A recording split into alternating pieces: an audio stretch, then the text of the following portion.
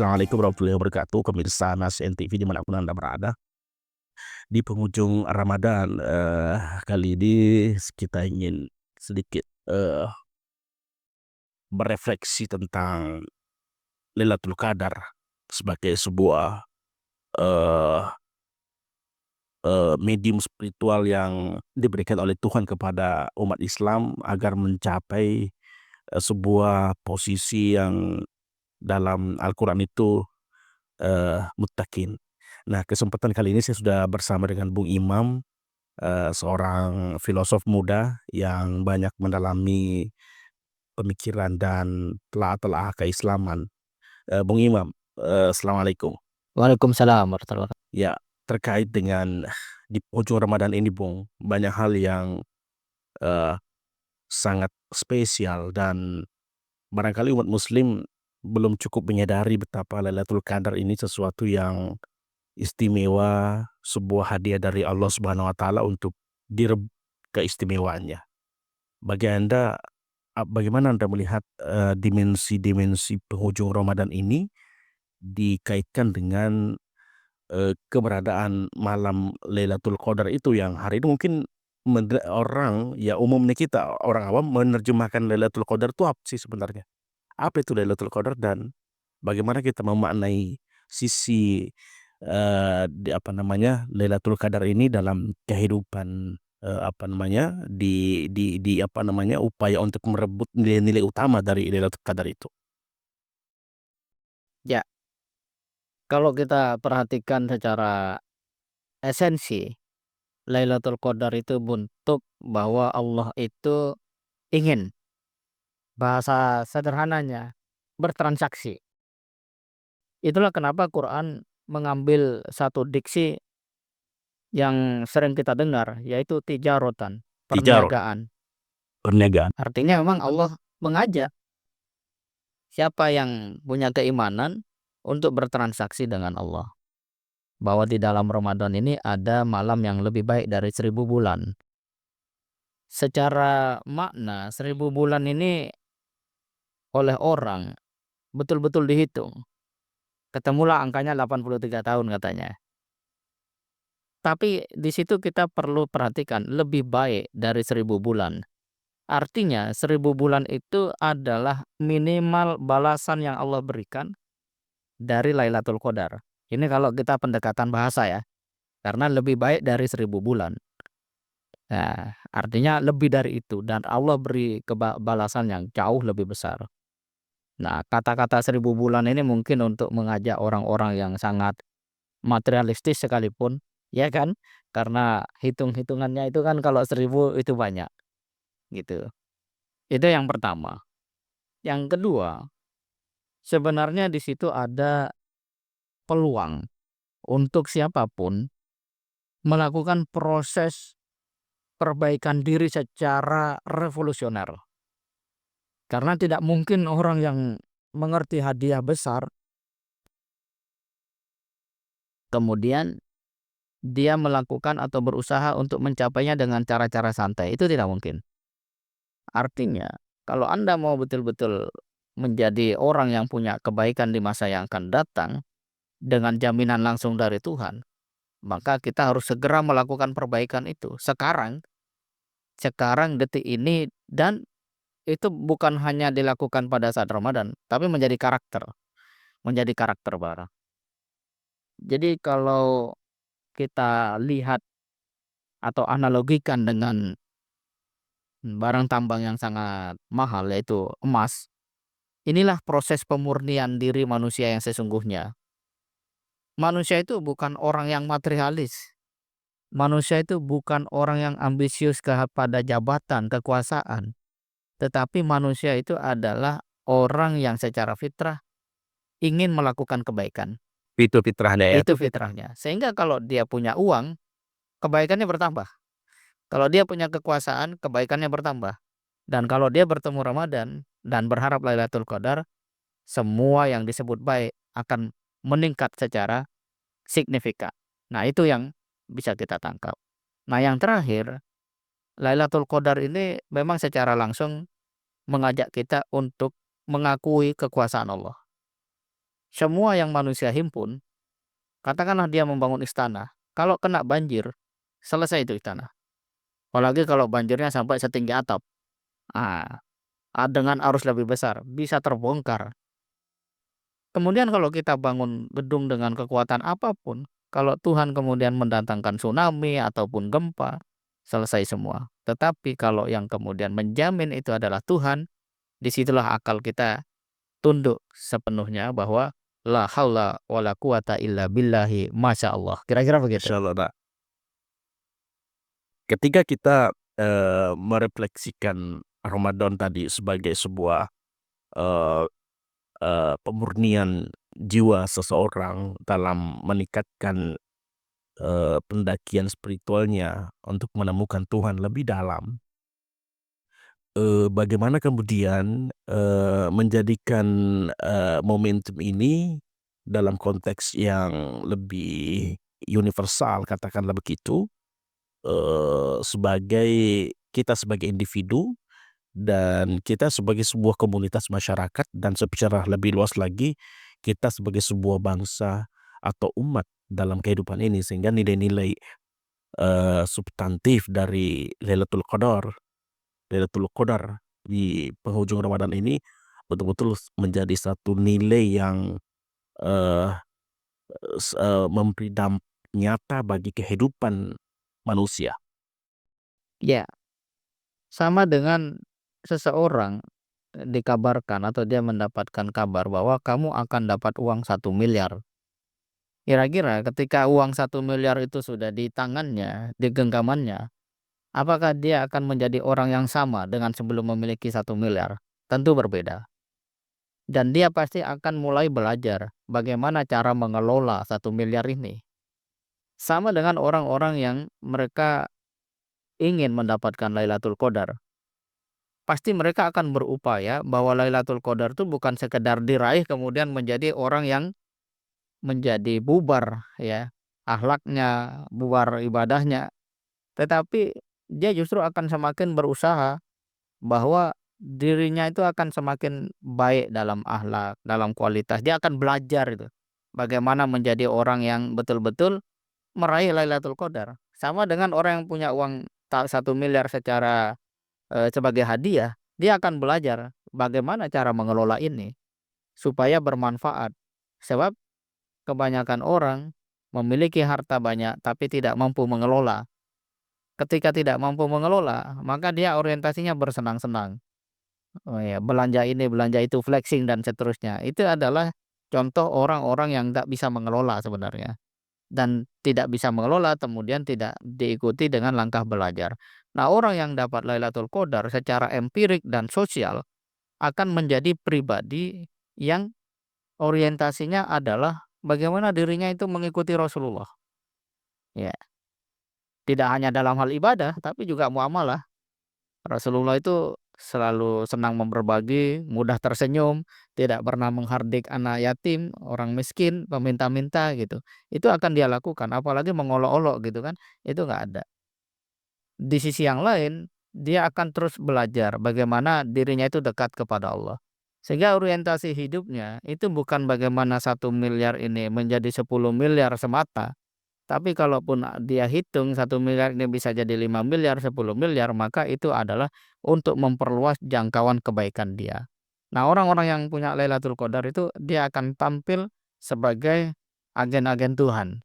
Sebagai agen-agen Tuhan untuk menghadirkan kebaikan sehingga orang lain itu merasakan bahwa Allah itu ada. Dan itu karena salah satunya Allah memilih dia dengan kekayaannya, dengan keimanannya, dengan ketakwaannya. Nah, inilah yang harusnya menjadi sebuah orientasi untuk mereka yang memburu Lailatul Qadar. Iya, tadi terakhir apa namanya Anda, Bung Imam, menarik term Lailatul Qadar ini ke takwa tadi ya, itu menarik karena dalam surah Al-Baqarah ayat berapa itu? Ya ayyuhalladzina amanu taqullah, apa itu? Eee Asyab itu yang tentang puasa kan ujungnya itu la'allakum Tattaqun. tattaqun. Tadi Bung Imam menyinggung itu. Nah, apa kemudian makna yang dapat kita selami atau makna yang dapat kita tarik lebih dalam Lailatul Qadar ini? direlasikan dengan la'allakum tattaqun, dan dimensi-dimensi yang terkait dengan ketakwaan itu sendiri dalam lanskap kehidupan kita sebagai individu dan masyarakat.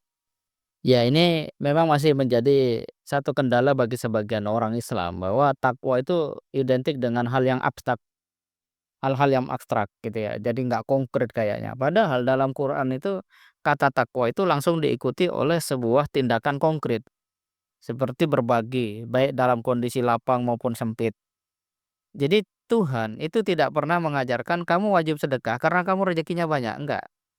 Kamu wajib sedekah atau kamu mesti atau merasa penting terhadap sedekah, baik kamu uangnya sedang banyak ataupun uangnya sedang Iya, sedikit. walaupun sedang lapang dan apa istilah dalam Quran itu Sarra wa sempit, dharra. ya sarra wa Nah, dharra.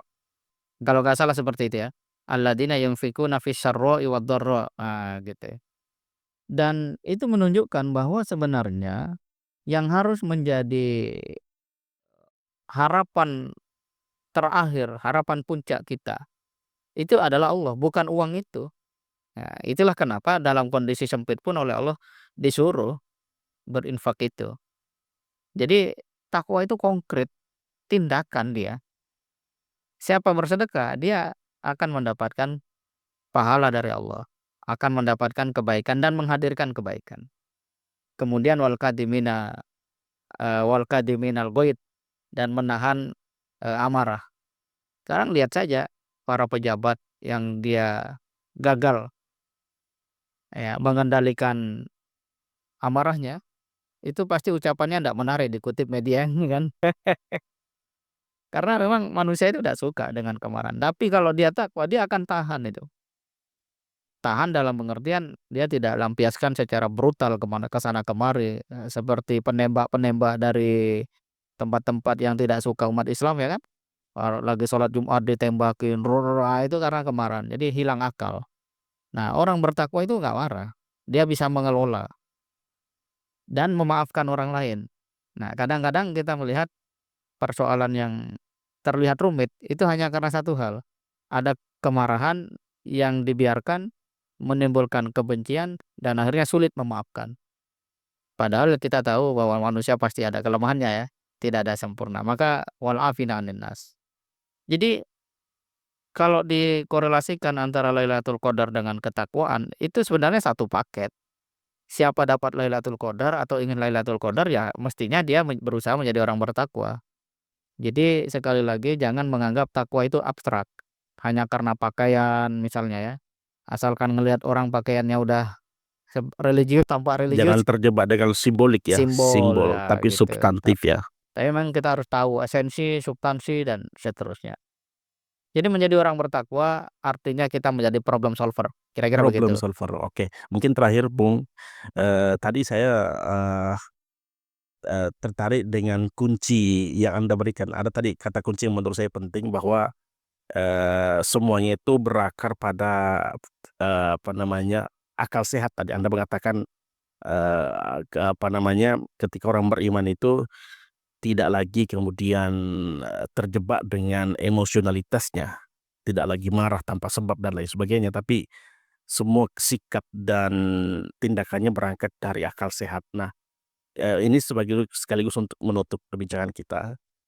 Bagaimana kemudian akal sehat ini yang mungkin Anda bisa menjelaskan juga maknanya dalam pemikiran Islam, akal itu seperti apa dan bagaimana apa namanya metodologi penerapannya. Seperti apa kemudian apa namanya akal sehat ini kita jadikan sebagai sebuah nilai dalam kehidupan, dalam mewarnai kehidupan kita berangkat dari telah tercelupnya nilai-nilai Lailatul Qadar dan ketakwaan itu. Seperti itu. Saya memandang bahwa manusia ini secara analogi bisa diibaratkan sebagai pohon. Kalau pohon itu punya akar, manusia juga punya akar. Akar manusia itu pada akalnya. Akal ya. Ya, barang barang siapa akalnya itu jarang disentuh, disirami oleh nutrisi Al-Qur'an, pasti dia gersang. Ya. Bukti akal gersang itu sederhana. Dia menolak kebenaran. Dia membenci orang-orang yang mengikuti kebenaran. Sebaliknya dia menyukai hal-hal yang merusak. Itu bukti bahwa akal itu dalam kondisi gersang. Dia tidak mendapatkan nutrisinya. Jadi akal yang sehat, kalau diibaratkan pohon, itu adalah akar yang kuat. Ya, akar yang kuat. Maka Tuhan juga memberikan ilustrasi itu. Tidakkah kamu perhatikan bagaimana kalimat yang baik itu seperti pohon yang baik? Apa kriteria pohon yang baik itu kata Tuhan? Asluha sabitun wa far'uha fis sama. Akarnya menghujam ke bumi dan cabangnya menjulang ke langit. Ya Allah, ada Nah, ayatnya itu ya? ada. Luar Alam taro biasa kaifa ya. daraballahu masalan kalimatan kasajaratin thayyibatin. Asluha sabitun wa far'uha fis sama. Oleh karena itu Tuhan selalu mengingatkan kita bahwa tidaklah ya dapat mengambil pelajaran kecuali orang-orang yang berakal, sehat ya, ulil albab. Wa ma yadzakkaru illa ulul albab. Fattaquni ya ulil albab. Hendaklah kamu bertakwa kepadaku wahai orang-orang yang punya akal Takwa pikiran. lagi di situ ya. Langsung disebutkan ulil albab itu. Nah, problem sekarang orang menganggap dirinya sudah cukup pintar, sudah cukup cerdas hanya dengan kemampuan-kemampuan menghitung aspek-aspek yang sifatnya empirik. Ya, misalnya bagaimana cara membangun Yang jembatan. terlihat ya. Ya, itu kita akui pinter tuh. Bahwa kemudian dia dengan membangun jembatan itu tidak jujur dan seterusnya itu orang tidak peduli. Yang penting dia bisa bangun jembatan. Nah, gitu ya. Tetapi ada juga PR di sisi umat Islam sendiri. Bahwa satu sisi dia tekun beribadah, tetapi kemauan belajarnya rendah. Padahal Tuhan itu meminta jelas, wa ma yadzakkaru illa ulul albab. Tidak ada yang bisa mengambil pelajaran. Itu artinya apa? Membacanya dia mendalam, selesai dia baca Quran dia dapat energi gitu ya. Ada sesuatu yang bisa di-download orang lain lah, kira-kira begitu ya. Di dalam diri kita. Kita ini kalau diibaratkan device, orang berinteraksi dengan kita, ada yang bisa di-download oleh dia, ditransfer ke device dia sendiri kita ya kira-kira. Nah, itu yang menurut saya dua hal yang harus diintegrasikan. Maka Islam ini memang dengan Iqra bismi rabbik itu ya mendorong kita untuk satu sisi menjadi orang yang cerdas, analitis gitu ya. Tapi sisi yang lain, kecerdasan itu tidak hanya pada aspek rasional, intelektual, tetapi juga mengarah kepada spiritual. Apa kecerdasan spiritual itu? Kecerdasan spiritual itu mengatakan bahwa kalau saya berbagi, saya beruntung. Kalau kecerdasan intelektual semata, kalau saya korupsi, saya beruntung. Ya, ya, ya. Itu. Dua-duanya itu harus dipadukan. Ya, ya, ya. Kira-kira begitu. Luar biasa Bung Imam. Ini sangat apa ya, bagi saya menginspirasi. Ada banyak hal yang kemudian memberikan asupan-asupan baru terkait cara pandang kita memahami apa namanya, memaknai Lailatul Qadar dan ketakwaan ini dengan dimensi-dimensi yang tadi yang disebutkan. Luar biasa. Terima kasih Bung Imam atas waktunya Sama-sama. pada perbincangan kali ini. Pemirsa semua, dimanapun Anda berada, demikian perbincangan kami bersama Bung Imam Nawawi tentang Lailatul Qadar dan dimensi-dimensi takwa yang perlu kita sama-sama gali. Demikian, jangan lupa like, share, dan subscribe bagi yang belum subscribe. Terima kasih. Assalamualaikum warahmatullahi wabarakatuh.